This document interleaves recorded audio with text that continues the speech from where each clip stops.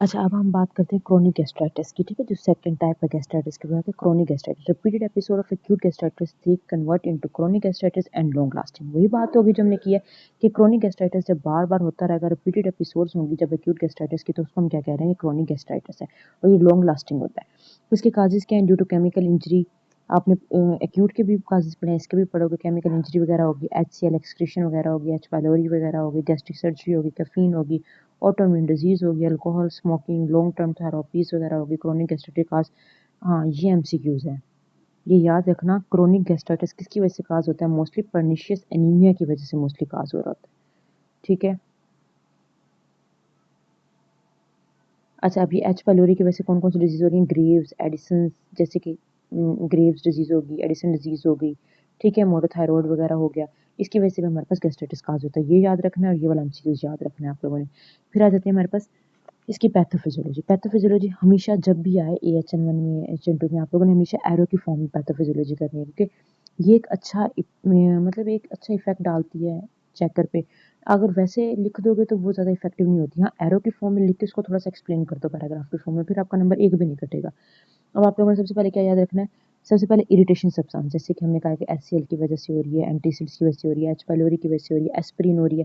ये एक्यूट और क्रोनिक दोनों कर रहे हैं हम लोग, ठीक है? अगर वो पैथो देता है एक्यूट की या क्रोनिक की, तो आप लोगों ने दोनों याद रखनी है।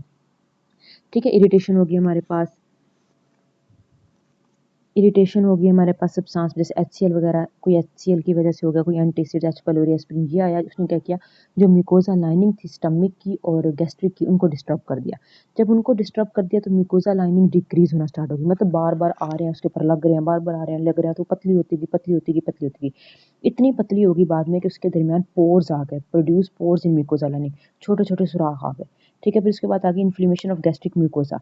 फिर क्या होगी कि जब पोर्स आ गए ना, तो पोर्स के अंदर से क्या हुआ कि पानी गुजरना स्टार्ट हो गया, उसके अंदर पानी जाना स्टार्ट हो गया, फ्लूइड वगैरह जाना स्टार्ट हो गया। तो मैंने आपको बताया कि जहाँ पे फ्लूइड वगैरह इकट्ठा हो जाए, पानी वगैरह इकट्ठा हो जाए, तो उसको हम क्या कहते हैं? इन्फ्लेमेशन हो गया। तो फिर इन्फ्लेमेशन होगी गैस्ट्रिक म्यूकोसा की। फिर उस इन्फ्लेमेशन की वजह से क्या हुआ? हमारे पास जो ब्लड वगैरह था, फ्लूइड वगैरह था, वो सुपरफिशियल लेयर पे आना स्टार्ट हो गया ना, जमा हो गया, इतना भर गया, तो वो ऊपर-ऊपर आना स्टार्ट हो गया, उभर गया। उसकी वजह से हेमरेज वगैरह हो गया, पेप्टिक अल्सर वगैरह हो गया, जिसकी वजह से हमारे पास एक्यूट गैस्ट्राइटिस हो गया। जैसे एक्यूट गैस्ट्राइटिस होगा, जब वो बार-बार, बार-बार होता रहेगा, तो उसको हम क्रोनिक गैस्ट्राइटिस कह देंगे। अभी देखो नीचे उन्होंने लिखा हुआ है कि in chronic gastritis patho is complete same but and rights is repeated many times it cause chronic gastritis. कि आप लोग एरो लगा के नीचे लिख देना कि काज एक्यूट गैस्ट्राइटिस के बाद repeated episode of gastritis cause chronic gastritis. ये सेम आप लोगों ने पैथोफिजियोलॉजी में करना है इसका। अब मैं पैथोफिजियोलॉजी अगेन रिपीट कर देती हूँ। इसमें क्या है? सबसे पहले जैसे एचसीएल वगैरह आ गया, एच पाइलोरी आ गया, ठीक है, एंटासिड्स वगैरह आ गए हमारे पास, एस्पिरिन आ गया। ये आए तो इन्होंने क्या किया? हमारे पास जो म्यूकोसा लाइन थी, इस पे बार बार बार बार आके इफेक्ट करना स्टार्ट हो गया। अब एक चीज समझ लो कि एक मिट्टी की कोई दीवार बनाई हुई है आप लोगों ने, आप उस पर बार बार बोल बोल मार रहे हो, बोल मार रहे हो, बोल मार रहे हो, तो मिट्टी अंदर जाती जाएगी, जाती जाएगी, तो ना फिर सुराख होना स्टार्ट हो जाएगा। सेम वही कंडीशन इसकी है। एच पाइलोरी है, एंटासिड्स है, एस्पिरिन बार बार आ रहे हैं, लग रहे हैं दीवार पे, तो दीवार की जो हमारे पास है वो थिन होती जा रही है, लाइनिंग जो सी है वो जाती जा रही है, थिन होती जा रही है, तो आहिस्ता आहिस्ता क्या हुआ? जो म्यूकोसा लाइनिंग थी वो डिक्रीज होना स्टार्ट हुई, उसमें सुराख पैदा हो गए। जैसे सुराख हुए तो फ्लूइड्स अंदर जाना स्टार्ट हो गया। जैसे फ्लूइड वगैरह इकट्ठा हो गया, तो हमने कहा इन्फ्लेमेशन होगी इसको। इन्फ्लेमेशन होगी तो जो फ्लूइड वगैरह था, ब्लड वगैरह था, वो ऊपर वाली लेयर में आके जमा हुआ, ऊपर वाले में सुपरफिशियल आ गया। जैसे वो सुपरफिशियल आया तो हेमरेज वगैरह, पेप्टिक अल्सर हो गया, जिसको हमने कहा कि एक्यूट गैस्ट्राइटिस हो गया। एक्यूट गैस्ट्राइटिस बार बार होता जाएगा, जिसको हम कहेंगे क्रोनिक गैस्ट्राइटिस। ये है इसकी पैथोफिजियोलॉजी। अब इन दोनों की क्लिनिकल मैनिफेस्टेशन में जो चीज़ें आप लोगों ने याद रखनी है, वो है कि हार्ट बर्न है, पायरोसिस है, एनोरेक्सिया है।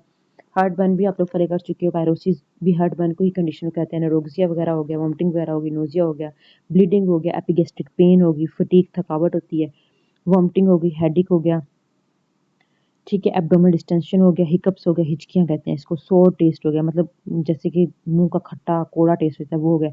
ये मेलिना, मेलिना नई टर्म आई है, ब्लैक स्टूल पास होगा। जब हमारे पास ब्लैक कलर का पखाना जिसको कहते हैं, स्टूल पास होता है, उसको मेलिना कहते हैं। फिर ये हिमेटोकेरिया, हिमेटोचेरिया, इसको भी डिफरेंट प्रोनाउंसिएशन है इसकी। हिमेटोचेरिया में हमारे पास कहता है ब्राइट रेड ब्लडी स्टूल। जब रेड कलर का ब्लड के साथ स्टूल पास होगा, उसको हिमेटोचेरिया कह रहे हैं। और मेलिना क्या हमारे पास? जब ब्लैक कलर का स्टूल पास हो रहा है। फटीग क्या? थकावट। ये कुछ हिकअप्स क्या? हिचकियाँ। ये कुछ न्यू टर्म्स आई हैं आप लोगों के, तो आप लोग यहीं पे याद कर लो। और ये इंपॉर्टेंट एमसीक्यूज है। ब्लैक कलर स्टूल वाला और रेड ब्लडी स्टूल वाला, ये एमसीक्यूज आता है। ये क्लिनिकल मैनिफेस्टेशन होगी गैस्ट्राइटिस की, लेकिन आपकी बुक में एक्यूट और क्रोनिक गैस्ट्राइटिस की अलग अलग मैनिफेस्टेशन लिखी हुई है, तो वो आप लोगों ने याद करनी है। ये एज अ होल मैंने आपको मैनिफेस्टेशन बताई है। इनकी मेडिकल मैनेजमेंट क्या है? एच पाइलोरी को मैनेज करेंगे, एंटीबायोटिक्स देंगे, प्रोटॉन पंप इनहिबिटर्स दे रहे हैं, बिस्मुथ सार्स दे रहे हैं हम लोग इसको, एंटीसिड्स, एंडोस्कोपी वगैरह, सर्जिकल मैनेजमेंट वगैरह, हिस्टामिन 2 रिसेप्टर, ठीक है, फिब्रोटॉपिक एंडोस्कोपी वगैरह करवा रहे हैं।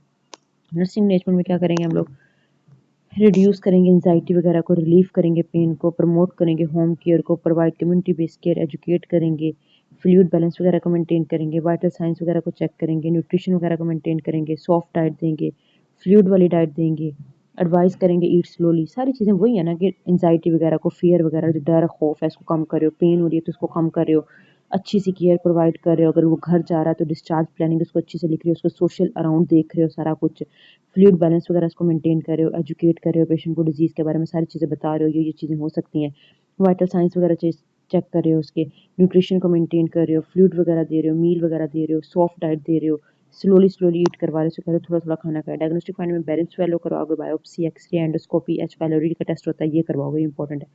साइन और सिम्टम क्योर कैरोनिक, अब ये जो मैंने आपको बताया साइन और सिम्टम ये अलग अलग लिखे हुए 869 पेज पे, तो ये इंपॉर्टेंट क्वेश्चन है, आप लोगों ने करना है। ये कंप्लीट हमारा गैस्ट्राइटिस का टॉपिक है। यहाँ तक क्रोनिक गैस्ट्राइटिस में याद रखना है कि रिपीटेड एपिसोड जब होंगे, एक्यूट बार बार होगा तो उसको हम क्रोनिक कहेंगे।